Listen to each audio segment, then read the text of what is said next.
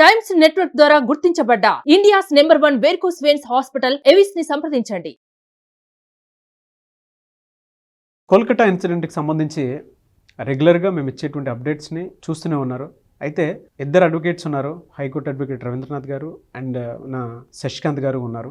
ఈరోజు దీనికి సంబంధించినటువంటి వాటిల్లో త్వరితగతిని జస్టిస్ రావాలి అని అంటే ఏ విధంగా వెళ్లాల్సినటువంటి అవసరం ఉంది అండ్ పూర్వాపరాలు కనుక మనం గమనిస్తే దీనికి సంబంధించినటువంటి వాటిల్లో డెవలప్మెంట్స్ ఏంటి అనేది ఇద్దరు అడ్వకేట్ల మాటల్లోనే మనం అడిగి తెలుసుకుందాము.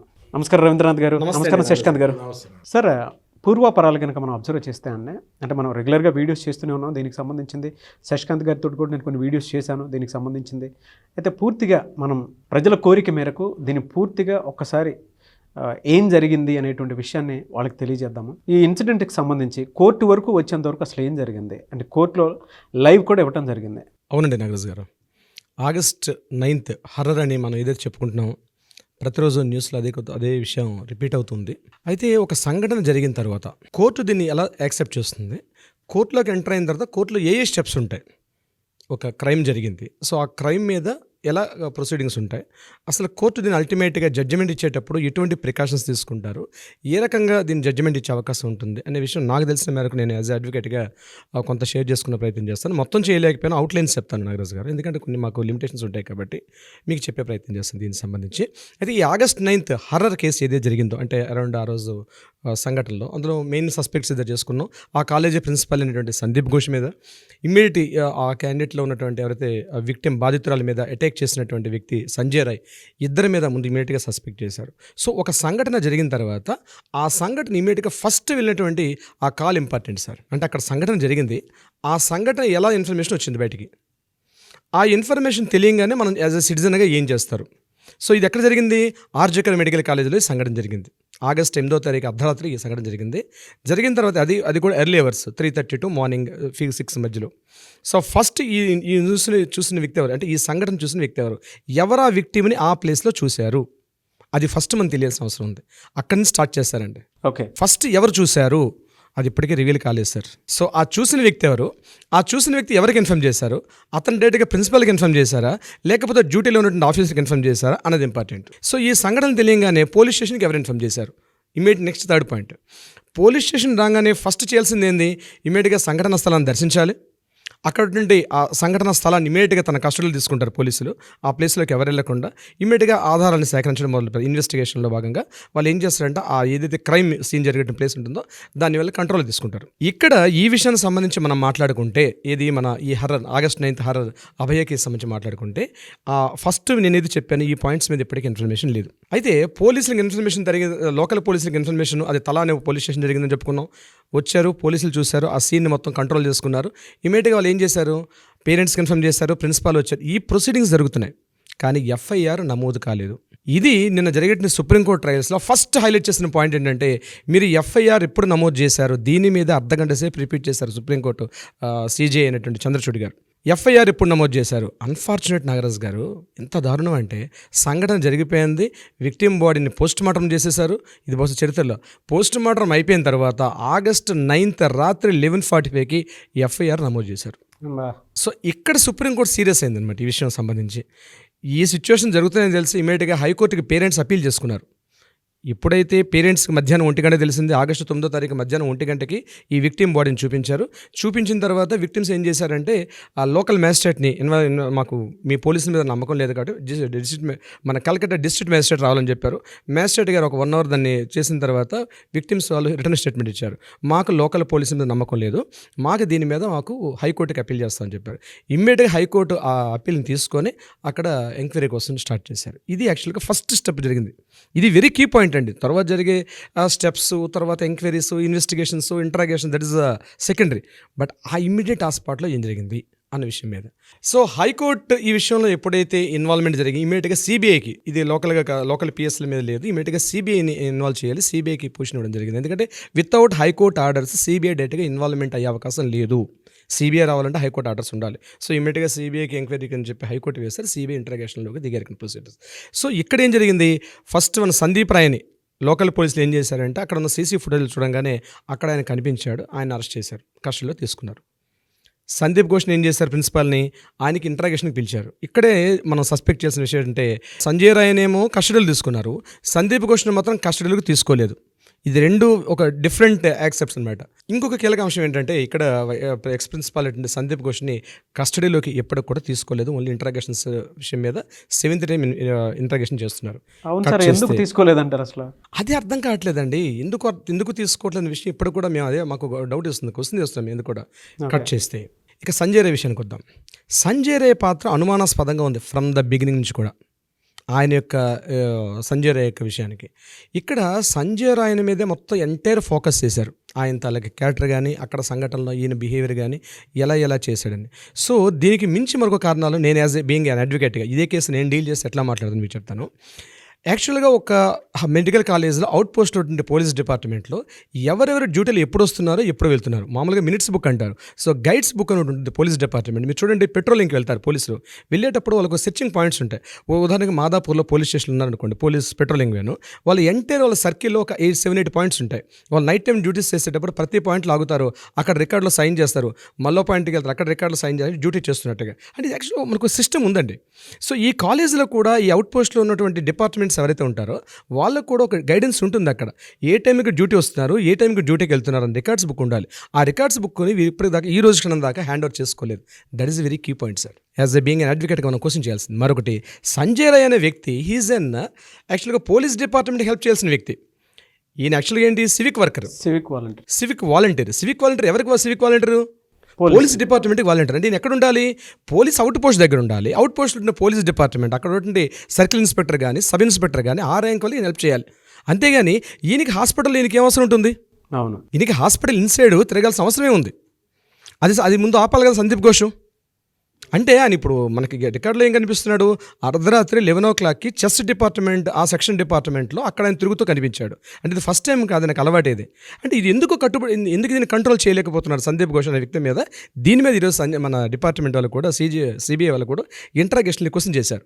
దాని దగ్గర నేను ఆన్సర్ లేదు యాక్చువల్గా. ఎందుకంటే ఇక్కడ ఎవరి డిపార్ట్మెంట్స్ వాళ్ళకి డ్యూటీస్ ఉన్నాయి, ఆ డ్యూటీస్ విడిచిపెట్టి ఎక్స్ట్రా డ్యూటీకి ఎందుకు వెళ్తున్నారు? సో ఇవి రకరకాల క్వశ్చన్స్ అనమాట. మన మీడియాలో మనం అనుకునే క్వశ్చన్స్ కన్నా కొత్త క్వశ్చన్స్ వచ్చాయి దీంట్లో.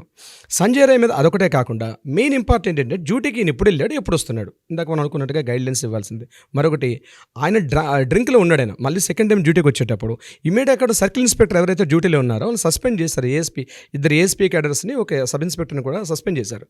ఇప్పుడు ఈయన డ్యూటీకి మందు తాగి డ్రింక్ చేసి వచ్చాడు. ఆయన అట్లాంటి అట్లా ఎలా చేశాడు సివిక్ వాలంటీర్? అంటే ఇదంతా ఒక టేక్ ఇట్ గ్రాంటెడ్ అండి. ఏం జరుగుద్దులే అంటే ఒక నిర్లక్ష్యత, సొసైటీలో ఒక నిర్లక్ష్యత. కానీ సిస్టమ్స్ కానీ కరెక్ట్గా జరిగితే ఇట్లాంటి ప్రాబ్లమ్స్ వచ్చే అవకాశం చాలా తక్కువ ఉంటుంది. ఒక నిర్లక్ష్యం, ఏమవుద్దులే చూసుకుందాంలే ఏమవుతుంది అంటే కేర్లెస్. డిపార్ట్మెంట్స్ పర్ఫెక్ట్గా పనిచేయగలిగితే ఇట్లాంటి దొరికే అవకాశం ఉండదు. అయితే ఇమీడియట్గా హైకోర్టు దీన్ని తీసుకోవడం, హైకోర్టు సిబిఐకి ఇమీడియట్గా దాన్ని కేసు ఫార్వర్డ్ చేయడం. సిబిఐ వాళ్ళు ఎప్పుడైతే దిగారో ఇమ్మీడియట్గా సిబిఐ వాళ్ళు కూడా ఒక 30 మంది బృందంతో సంపత్ నెహ్రాని main head of the CBI ఆఫీసర్గా అపాయింట్ చేసి ఆయన ఒక బృందాన్ని ఏర్పాటు చేసుకొని ఆ బృందంతో ఇన్వెస్టిగేషన్ అనేది యాక్టివిటీ స్టార్ట్ చేశారు సిబిఐ డిపార్ట్మెంట్. దీన్ని ఫోరెన్సిక్ డిపార్ట్మెంట్, డిఎన్ఏ రిపోర్ట్స్ వస్తాయి. తర్వాత ఇమీడియట్గా ఉన్నటువంటి ఈ SIT special investigation team SIT ఏ రకంగా ఇన్వెస్టిగేషన్, ఇవన్నీ రిపోర్ట్స్ కూడా సిబిఐ వాళ్ళు గ్యాదర్ చేశారు. ఈరోజు సుప్రీంకోర్టు అవన్నీ కూడా సబ్మిషన్ జరిగారు. ఇప్పుడు ట్రయల్స్లో ఏం చేస్తారంటే each and every minute, Nagaraju గారు, పబ్లిక్ కూడా కామన్ అని తెలియాలి. ఎప్పుడైనా గుర్తుపెట్టుకోండి, మనం చేస్తున్న డ్యూటీస్ గవర్నమెంట్ ఉద్యోగస్తులు కానీ ఎవరైనా ప్రతి మినిట్ కూడా రికార్డ్ అవుద్ది. ప్రతి మినిట్ కూడా ఇటువంటి సంఘటనలు వచ్చేటప్పుడు ఏ మినిట్ ఎక్కడున్నాం కూడా ఇంట్రాగేషన్ చేస్తారు. అది కీలకమైన అంశాలు అవుతాయి. ఇది సుప్రీంకోర్టు ఈరోజు ఆ విషయాల్ని ఇంట్రాగేట్ చేస్తూ వస్తుంది. మరొక ప్రధానమైన అంశం, సుప్రీంకోర్టు చంద్రచూడ్ గారి ఆధ్వర్యంలో జరుగుతుంది. ఏదైతే ఇందులో కీలకమైన అంశం ఏంటంటే మమతా బెనర్జీ గారి తాలూకు ఇష్యూ. అంటే స్టేట్ గవర్నమెంట్ ఏ రకంగా ఇక్కడ ఇన్వాల్వ్మెంట్ వెళ్తుంది, స్టేట్ గవర్నమెంట్ ఎంత కేర్లెస్గా ఉంది అన్న విషయాలన్నవి ప్రధాన అంశంగా ఉన్నాయి. దానికి సంబంధించి హైకోర్టు అడ్వకేట్ శశికాంత్ గారు ఎక్స్ప్లెయిన్ చేస్తారు. థ్యాంక్ యూ అండి రవీంద్ర గారు, చాలా చక్కగా మీరు కేసు గురించి వివరించారు. అయితే ఎప్పుడైతే సార్ చెప్పినట్టు, రవీందర్ గారు చెప్పినట్టు, ఎప్పుడైతే సుప్రీంకోర్టు ఇది సుమూటలాగా తీసుకుందో, ఇవాళ మనకి సిబిఐ కొంచెం రిపోర్ట్స్ ఇస్తాం జరిగింది నాగరాజ్ గారు. అయితే స్టన్నింగ్ ఫ్యాక్ట్స్ సిబిఐ చెప్తాం జరిగింది. సిబిఐ ఏం చెప్తుంది అంటే, ఈయన సంజీవ్ రాయ్ గురించి ఏం చెప్తుంది అంటే, CBI is alcoholic addicted monstrous sexual pervert అని డిస్క్రైబ్ చేస్తాం జరిగింది. అంటే ఈజ్ ఆల్కహాలిక్ అడిక్టెడ్, తాగుబోతు. సెక్షువల్ పవర్ట్ అంటే అందరికి తెలుసు, అండ్ ఈజ్ ఆల్సో మాన్స్ట్రస్ అంటే రాక్షసుడికి ఎట్లాంటి ఇమోషన్స్ ఉంటాయో అట్లాంటి ఇమోషన్స్ ఈయనకు కూడా ఉన్నాయి. ఎందుకు చెప్పారు అట్లా అంటే ఇంట్రాగేషన్లో, సిబిఐ ఇంట్రాగేషన్లో ఎప్పుడైతే ఇంట్రాగేషన్ జరుగుతుందో ఆయన ఈ సంజయ్ రాయ్ అనేటోడు క్యాజువల్గా చెప్పేస్తాం జరిగింది. వాని ఫేస్లో ఇమోషన్సే లేవు. అంటే ఎంత సాడిస్టిక్ నేచరో అర్థం చేసుకోండి. ఆ సివిక్ వాలంటీర్ ఎవరైతే అపాయింట్ చేశారో ఆర్జికర్ హాస్పిటల్ అండ్ మెడికల్ కాలేజీల్లో అలాంటి మనిషిని ఎలా అపాయింట్ చేశారో అన్నది ఫస్ట్ క్వశ్చన్ మార్క్. అయితే మనం ఇక్కడ చూసుకుంటే ఆ సిబిఐ రిపోర్ట్ ఏం చెప్పింది అంటే it clearly indicates that it's a rape done by Sanjeev Roy only. అంటే ఇది గ్యాంగ్ రేప్ కాదు, ఇది rape only done by Sanjay Roy అని చెప్తాం జరిగింది. అట్ ద సేమ్ టైం బ్రాకెట్లో yet to be ruled out if it's not a gang rape అంటుంది. అంటే ఇంకా మేము గ్రౌండ్ వర్క్ చేస్తున్నాము, దీన్ని కంప్లీట్గా గ్యాంగ్ రేప్ కాదు అని రూల్ అవుట్ చేయలేము.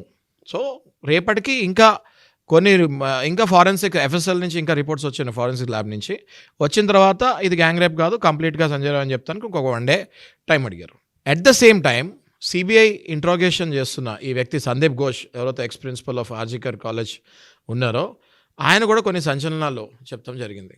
ఎట్లా అంటే ఆయన ఇంట్రాగేషన్లో కొన్ని విషయాలు ఒప్పుకుంటాం కూడా జరిగింది. అది ఎలాంటి విషయాలు అంటే ఎవ్రీ 2 days ఒక 500 కిలోల disposable syringes, rubber gloves and ఈ గ్లూకోజ్ బాటిల్స్ ఉంటాయి కదా, సిలైన్ బాటిల్స్, అలాంటి బాటిల్స్ ఎవ్రీ 2 days ఒక 500 కిలోలు అక్యుములేట్ అవుతుంది కాలేజ్లో. ఆ 500 కిలోల్ని బంగ్లాదేశ్కి సంబంధించిన 2 వ్యక్తులతోటి రీసైకిల్ చేయించి మార్కెట్లో మళ్ళీ దాన్ని అమ్ముతున్నాడు. That is one business what this fellow Sandeep Ghosh is doing, so called X principal is doing. Apart from that అదే కాకుండా శవాల మీద అంటే ఆర్ఫన్ డెడ్ బాడీస్, అనాథ శవాలలో పార్ట్స్, కిడ్నీ, లివర్, ఐస్ ఇట్లాంటివి తీసి is doing a medical mafia across the state అని చెప్తున్నా కూడా అతిశయోక్తి లేదు. బికాస్ ఇంట్రాగేషన్లో ఇవన్నీ కూడా బయటకు వస్తుంది జరిగినాయి. ఇప్పుడు సిబిఐ ఇంట్రాగేషన్లో సంజయ్ ఘోష్ దగ్గర నుంచి ఇంకా కొన్ని వెలువడినవి ఏంటి అంటే సీన్ ఆఫ్ అఫెన్స్ ఏదైతే ఉందో దాన్ని అల్టర్ చేయాలని ట్రై చేసింది ఈ ప్రిన్సిపలే. ఎఫ్ఐఆర్ డిలే అవటానికి కారణం ఈ ప్రిన్సిపలే. పేరెంట్స్కి డెడ్ బాడీ చూపించకపోతానికి కారణం ఈ ప్రిన్సిపలే. ఈ 3 points కూడా సిబిఐలో వస్తుంది జరిగింది. అయితే నాగరాజు గారు ఇక్కడ మనం కనెక్ట్ చేయాల్సిన పాయింట్స్ ఏంటి అంటే ఇదే సిబిఐ రిపోర్ట్లో 2 వ్యక్తులు క్లియర్గా కలిసి క్రైమ్ చేస్తే ఎలా వస్తుందో అది మనకి వెలువడుతుంది. ఎందుకంటే ఒకవైపు సిబిఐ రిపోర్ట్లో సంజయ్ రాయ్ రేప్ ఇన్వాల్వ్మెంట్ అన్నది క్లియర్గా అర్థమైపోయింది. ఎందుకంటే ఆ చనిపోయిన అమ్మాయి గోర్లలో స్కిన్ తీసి టెస్ట్ చేస్తే అది ఈ సంజయ్ రాయ్దే అని తెలిసిపోయింది.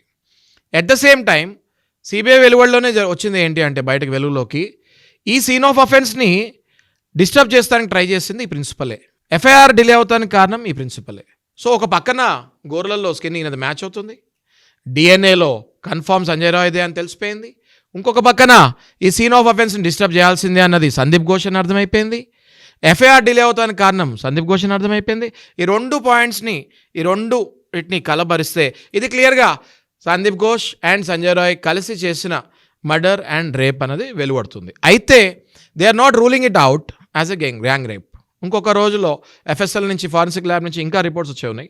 వచ్చిన తర్వాత ఇంకా ఎవరైనా డిఎన్ఏస్ మ్యాచ్ అవుతాయా, సీన్ ఆఫ్ అఫెన్స్లో ఇంకెవరైనా ప్రెజెన్స్ ఉందా అన్నది చూస్తాం కూడా జరుగుతుంది.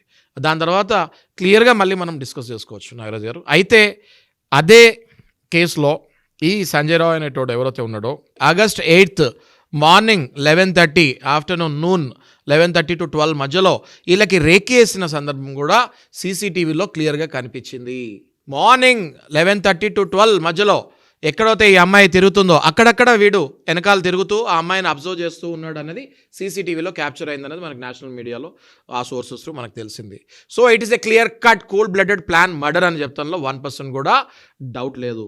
మర్డర్ చేసింది కూడా వీళ్ళిద్దరే అన్నది కూడా ఆల్మోస్ట్ ఆ సీక్వెన్సెస్ లేస్తున్నాయి. But still due respect to the courts, apex courts of country, సబ్జుడిస్లో ఉంది కాబట్టి మనం ఏమి డిక్లేర్ చేస్తానికి ఉండదు. We just need to wait for 1 more day. But ఆధారాలు బట్టి, సాక్ష్యాలు బట్టి చూస్తుంటే ప్రజలందరికీ అర్థమవుతుంది వెస్ట్ బెంగాల్ గవర్నమెంట్ ఎంత ఫెయిల్ అయింది. పోలీస్ డిపార్ట్మెంట్ ఈ సందీప్ ఘోష్ తోటి కలిసి ఏ అక్రమ వ్యాపారాలు చేశాయి ఇవన్నీ కూడా బయటకు వచ్చినాయి. కాబట్టి మనం ఈజీగా ఈ కేసుని బర్స్ట్ చేస్తారు మన సిబిఐ వాళ్ళు అని చెప్పచ్చు. సెక్షన్ 376 ఇందులో గ్యాంగ్ రేప్ అన్నదే కాకుండా 302 మనకి అంటే బిఎన్ఎస్లో 103 బిఎన్ఎస్ లో 64 అండ్ 103 ఈ 2 సెక్షన్స్ కూడా ఈయన మీద ఇంపోజ్ అయితే ఖచ్చితంగా ఈయనకైతే ఉరి తీసే అవకాశం అయితే డెఫినెట్గా ఉంటుందండి. సార్ మీరు అది చెప్పినట్టు తొందరగా కూడా అది అవకాశం ఉంటుంది. Correct sir. IPC 376 which is now converted to BNS 64 section says that a rape case now in the new BNS might be extended to hang till death or 20 years till 20 years punishment కూడా rigorous punishments కూడా ఉన్నాయి. So ఖచ్చితంగా sir కానీ మీ ఉద్దేశంలో ఇప్పుడు సందీప్ ఘోష్ గారికి life death ఉంటుందా లేకపోతే ఆయనకి ఏమైనా ఇంప్రిజ్మెంట్ లెఫ్ట్ లైఫ్ లైఫ్ ఇప్పుడు చట్టపరంగా చూసుకుంటే మనము ప్రీవియస్ కేసెస్ చూసుకుంటే ఇప్పుడు మనము ఢిల్లీ నిర్భయ కేసు చూసుకున్నా కూడా మనకి వచ్చిన జడ్జ్మెంట్స్లో it was had to be hang till death. So mostly ఇదే వస్తుందని నేను అనుకుంటాను సార్. మనం తొందరగా ఏంటంటే ఈ కేసుని కూడా మనం కూడా డిఫెన్స్ కోర్టులో చేసేది అదే తొందర దీన్ని డ్రాగన్ చేస్తున్న కొద్దిగా డిలే అవుతుంటాయి. అంటే ఎవిడెన్స్ అన్ని కూడా డివేట్ అయ్యే అవకాశం. ఒక శుభ పరిణామం ఏంటంటే రవి సార్, ఇందులో మనకి డిఫెన్స్ లాయర్స్ ఎవరు వస్తానికి కూడా లేరు. ఎగ్జాక్ట్లీ చూసుకుంటే మొదటి రోజు బట్ రేపు మార్నింగ్ నాగరాజ్ గారు సంజయ్ రే అని రేపు ఈవినింగ్ కోర్టులో ఇక్కడ ప్రొడ్యూస్ చేస్తారు మన కలకత్తా హైకోర్టులో. అయితే దీంట్లో ఇంకొక ఇంపార్టెంట్, సిబిఐ వాళ్ళు జస్ట్ ఇది ఓన్లీ ఫర్ ద బయట నుంచి వర్చువల్ హియరింగ్ చేస్తాం తప్పించి డైరెక్ట్గా సిబిఐ నుంచి ఎవరు కూడా ఇన్వాల్వ్ అవ్వట్లేదు. అవునా? ఎగ్జాక్ట్లీ ఇట్ ఇస్ వెరీ మనకి ఇప్పుడు అందిన ఇన్ఫర్మేషన్ ఏంటంటే ఈ సంజయ్ రాని ఎప్పుడైతే రేపు కలకత్తా హైకోర్టులో ప్రొడ్యూస్ చేస్తారో హైకోర్టులో జరిగే సంఘటనలు ఏం జరుగుతాయి అన్నది ఇక్కడ సిబిఐ నుంచి ఎవరు కూడా రిప్రజెంట్ చేయట్లేదని చెప్పి జస్ట్ మనకు అందిన వార్త ఏంటంటే అది ఓన్లీ జస్ట్ వర్చువల్ హియరింగ్స్ అయ్యి కొన్ని సెక్యూరిటీ రీజన్స్ చాలా కారణాల వల్ల సేఫ్టీ మెజర్స్ తీసుకొని అక్కడ మళ్ళీ ఎవరైతే ఈ ముద్దాయి ఉన్నాడో ఆయన్ని మళ్ళీ వీళ్ళు హతమార్చే ఛాన్సెస్ కూడా ఇప్పుడు మనం చూస్తూ ఉంటాం జనరల్గా. అసలు ఒరిజినాలిటీ రాకూడదు అనుకుంటే ఇప్పుడు పట్టుకున్న నిందితుడిని హతమార్చే ఛాన్సెస్ కూడా ఉంటాయి కాబట్టి ఇట్లాంటి సెక్యూరిటీ రీజన్స్ ఉంటాయి. ఇక్కడ గవర్నమెంట్ వర్చువల్ హియరింగ్కి వెళ్తున్నారు, వర్చువల్ హియరింగ్ వెళ్తున్నారు. బట్ ఇక్కడ ఏంటంటే నాగరాజ్ గారు ఈ పర్సన్ ప్రెసెంట్ ఎక్కడ ఉన్నాడినా కలకత్తా సెంట్రల్ జైలు ఉన్నాడినా సంజయ్ రాయ్. సెంట్రల్ జైలు నుంచి హైకోర్టుకి నాకు తెలిసి 4.5 kilometers డిస్టెన్స్ సెంట్రల్ జైలు నుంచి హైకోర్టు వరకు. ఈ ట్రావెల్ చేసేటప్పుడు అందుకే రేపు వెరీ సెన్సిటివ్ ఉంటుందండి. రేపు కలకత్తా టౌన్ అంతా కూడా సెన్సిటివ్గా ఉంటుంది. యావత్ దేశం కూడా ఈ మెయిన్ అయితే ఎవరైతే ఈ కల్పిట్ ఉన్నాడో తీసుకెళ్ళి రేపు కోర్టులో ప్రొడ్యూస్ చేసి సెకండ్ టైం డెఫినెట్గా ఉంటుంది సార్. ఎందుకంటే దిశ ఇన్సిడెంట్ జరిగినప్పుడే జనరల్గా కోర్టు నుంచి లేదంటే డిపార్ట్మెంట్ అంటే మనం పోలీస్ స్టేషన్ నుంచి బయటికి తీసుకెళ్ళేటప్పుడే ఇక్కడ ఉండేటువంటి మన తెలుగు ప్రజలు రాళ్ళు ఇచ్చు కొట్టారు. అవునండి. అంటే అంత దారుణమైనటువంటి దాడి జరిగే అవకాశం కూడా ఉంటుంది. కేసీఆర్ గారి మీద ప్రెషర్ తీసుకొచ్చినటువంటి సందర్భం కూడా చూసాం మనం. అంటే వాళ్ళ ఎమోషన్స్ ఆపలేము. అన్యాయం జరిగింది అని అంటే వాళ్ళ ఎమోషన్స్ ఆపలేము మనం. అంటే ఇప్పుడు సిబిఐ కూడా మీరు చెప్పింది అబ్జర్వ్ చేస్తే నారాజ్ గారు, they are describing him as a monster and they are describing him as a animal instinct fellow and they are describing very clearly. ఆ సైకో అనాలిసిస్ చేశారు వీళ్ళు సిబిఐ వాళ్ళు. ఆ సైకో అనాలిసిస్లో క్లియర్గా వీడు మనిషి కాదు, వీడు ఈ he's got animal instincts with monsters feelings without any expressions and any emotions. He was explaining the narration which is horrified and shocking to us అని సిబిఐ చెప్తాం జరిగింది. జస్ట్ ఇమాజిన్ అండి, ఇలాంటి పర్సన్స్ని మనం వ్యవస్థలో రిక్రూట్ చేసేటప్పుడు, అది కూడా vulnerable women who are interns. అంటే ఇప్పుడు మీరు తీసుకొని చంద్రచూడ్ సింగ్ గారు కూడా చంద్రచూడ్ గారు కూడా ఆయన చెప్పింది ఏంటి అంటే very clearly, interns who are vulnerable women by the virtue of gender they are working in hospitals. You have to be very careful. అందుకే ఇప్పుడు మనకి నేషనల్ టాస్క్ ఫోర్స్ కూడా పెడతాం జరిగింది. ఏంటి సార్ రవి గారు? Correct, exactly. అక్కడున్న వాతావరణాన్ని బట్టి ఏం చెప్పొచ్చు అంటారు? లా అండ్ ఆర్డర్ కంప్లీట్గా ఫెయిల్ అయిపోయిందండి. మమతా బెనర్జీ గారు ఆధారాలు ఎందుకంటే హోమ్ ఆవిడ చేతిలో ఉంది, హెల్త్ ఇండస్ట్రీస్ అంతా కూడా ఆవిడ చేతిలో ఉంది. టోటల్గా ఆ రాష్ట్రంలో వెస్ట్ బెంగాల్ స్టేట్లో శాంతి భద్రతలు పూర్తిగా కంట్రోల్ తప్పాయండి. ఏదో పక్క దేశంలో ఉన్న ఫీలింగ్ వస్తుంది. మన రాష్ట్రంలో చాలామంది మా ఫ్రెండ్స్ వీళ్ళందరికీ మేము ఫోన్ చేస్తుంటే అంటున్నారు, మేము ఇక్కడ బంగ్లాదేశ్లో ఉన్నామా లేకపోతే మేము పాకిస్తాన్లో ఉన్నా. అటువంటి ఒక భయానక వాతావరణం ఈరోజు వెస్ట్ బెంగాల్లో ఉంది. అయితే అందుకనే సెంట్రల్ గవర్నమెంట్ ఏం చేసిందంటే సిఆర్పిఎఫ్ దళాలు అక్కడ ఉన్నాయి ఈరోజు. కంప్లీట్గా వెస్ట్ బెంగాల్ మ్యాక్సిమం ఏదైతే సెన్సిటివ్ పాయింట్స్, ఎందుకంటే వెస్ట్ బెంగాల్లో మీకు 24 పరగనాస్, మాల్టాస్, ఇగన్ సెంట్రల్ ఏదైతే మెయిన్ సెంట్రల్ కలకత్తా, ఇట్లాంటి మెయిన్ కీ పాయింట్స్ అన్ని కూడా మన సందేశ్ ఖాళీ ఇన్సిడెంట్లు జరిగినప్పుడు ఇవన్నీ కూడా గడిచిన లాస్ట్ 4 monthsలో కంటిన్యూ న్యూస్లు వస్తున్నాయి కలకత్తా మీద. సెన్సిబుల్గా ఉందండి. అందుకని సిఆర్పిఎఫ్ దళాలు వచ్చేసి పూర్తిగా ఆక్యుపై చేస్తుంది కలకత్తా మొత్తం కూడా. ప్రతి సెంటర్లో కూడా లోకల్ పోలీసులు డమ్మీ అయిపోయారు. మేబీ రాష్ట్రపతి పాలన వచ్చే అవకాశం కూడా ఉందేమో అంటున్నారు చాలామంది. అది చూద్దాం. రేపు ఒక కీ పాయింట్ ఏంటంటే ఈ సంజయ్ రాయ్ రేపు విక్టిమ్ తీసుకెళ్ళి ఏం చేస్తారు, ఏమైనా జరగవచ్చు. ఎందుకంటే కలకత్తా అనేది దేశ స్వాతంత్రంలోనే ఒక ప్రధాన పాత్ర పోషించింది. మరి ఎటువంటి కొత్త శకానికి, కొత్త డిజైన్స్కి, కొత్త యాక్ట్స్కి, కొత్త అమెండ్మెంట్స్కి, కొత్త రెవల్యూషన్స్కి, ఇవన్నిటికి కూడా రేపు జరిగే సంఘటనలు కానీ కొత్తగా సుప్రీంకోర్టు ఇచ్చే జడ్జిమెంట్స్ కూడా చాలా మార్పులు తీసుకుంటుంది. ఎందుకంటే మంచి మార్పులు తీసుకుంటే నెక్స్ట్ జనరేషన్, మన జనరేషన్ ఉంటుంది ఉండదు నాగరాజ్ గారు, డెఫినెట్గా ఒక మంచి డెసిషన్ తీసుకుంటే అమెండ్మెంట్స్ వస్తే నెక్స్ట్ జనరేషన్ మంచి హ్యాపీ సొసైటీ, హ్యాపీగా లివింగ్ ఉంటుంది. కరెక్ట్ రవీందర్ గారు మీరు చెప్పేది. అట్లనే మనం చూసుకుంటే కనుక ఇప్పుడు దాకా జరిగిన ఇలాంటి క్రిటికల్ క్రూయల్ మర్డర్స్ అండ్ రేప్స్లో సుప్రీంకోర్టు అతి త్వరగా సుమోటోలాగా తీసుకొని ఇన్వాల్వ్ అయ్యి కామన్ పబ్లిక్కి ఇవాళ చూస్తే మనం సుప్రీంకోర్టు ఇవన్నీ కూడా లైవ్ రికార్డింగ్ ఉంటుంది నారాజ్ గారు. కామన్ పబ్లిక్కి తెలిసేటట్టు అది మేము ఉన్నాము మీ వెనకాల, judiciary system is behind a common man అని చెప్పి ఎవరైతే సీజీఐ గారు మన చంద్రచూడ్ గారు ఇన్వాల్వ్ అయ్యి పాయింట్ టు పాయింట్ ఏది క్షుణ్ణంగా, అంటే వెస్ట్ బెంగాల్ ఇచ్చిన రిపోర్ట్స్ కూడా ఇవి ఎంత nasty reports, how can a government be so careless and reckless అని మొట్టికాయలు వేస్తూ సిబిఐ దగ్గర నుంచి రిపోర్ట్స్ తీసుకుంటూ జరుగుతుంది. మనం అబ్జర్వ్ చేస్తే జ్యుడిషియరీ సిస్టమ్ గత 10 ఏళ్ళకి ఇప్పటికీ మనం చూసుకుంటే జ్యుడిషియరీ సిస్టమ్ ఎంత స్ట్రాంగ్, ఎంత స్ట్రెంథనింగ్, కామన్ మ్యాన్కి ఎంత భరోసా క్రియేట్ చేస్తుంది మనం చూసుకుంటే definitely it is appreciable thing అండి. True sir. ఎందుకంటే ఈ విషయంలో మాత్రం జ్యుడిషియరీ సిస్టమ్కి హ్యాట్స్ ఆఫ్ చెప్పాలి, అప్రిషియేట్ చేయాలి. దాంతోపాటు మీ ఇద్దరికీ సార్, ఎందుకంటే ఈ ఇన్సిడెంట్కి సంబంధించి సామాజిక న్యాయం జరగాలి అనుకునేటువంటి ప్రతి ఒక్కరూ కోరుకునేటువంటి ఇన్సిడెంట్లో మీరు ప్రధాన పాత్ర పోషించి ఇవాళ ఛానల్కి వచ్చి ప్రతిసారి అప్డేట్ ఇచ్చి కూడా, అంటే ఏది ఇప్పుడు అక్కడి నుంచి లైవ్ ఏదైతే జరుగుతుందో కొన్ని విషయాలు మనకు అర్థమవుతాయి, కొన్ని విషయాలు అర్థం కావు, లాంగ్వేజ్ ప్రాబ్లం కూడా ఉంటుంది. బట్ డీటెయిల్డ్గా మీరు ఇచ్చినటువంటి ఆ నాలెడ్జ్ ఏదైతే ఉందో, ఆ అవేర్నెస్ ఏదైతే ఉందో, లీగల్ అవేర్నెస్తో పాటు అక్కడ జరుగుతున్నటువంటి ఇన్సిడెంట్కి, సో అడ్వకేట్స్గా మేము మీకు స్పెషల్ థ్యాంక్స్ చెప్పాలి. మీరు మాకు స్పెషల్గా థ్యాంక్స్ చెప్పే ముందు యాజ్ బీయింగ్ అండ్ అడ్వకేట్స్గా, మేము హైకోర్టు అడ్వకేట్స్గా మేము చెప్పేది ఏంటంటే, ఒక ప్లాట్ఫామ్ అనేది మీరు క్రియేట్ చేశారు సార్. ఈ విషయంలో సుమన్ టీవీ మేనేజ్మెంట్కి ప్రత్యేకంగా మీకు నాగరాజ్ గారు, నేను మీతో ఎన్నో వీడియోస్ తీస్తాను. నేను మిమ్మల్ని పర్సనల్గా దగ్గరుండి ఫాలో చేస్తాం జరిగింది, అబ్జర్వ్ చేస్తాం జరిగింది.